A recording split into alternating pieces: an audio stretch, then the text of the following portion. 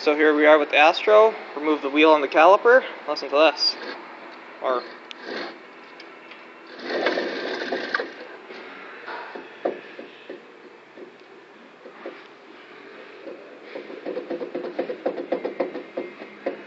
and that's not the rotor moving on the hub, that's the whole hub moving.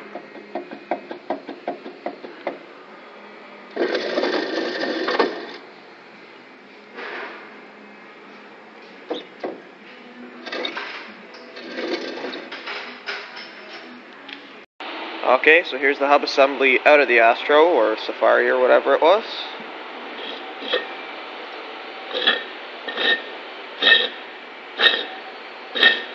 Nice.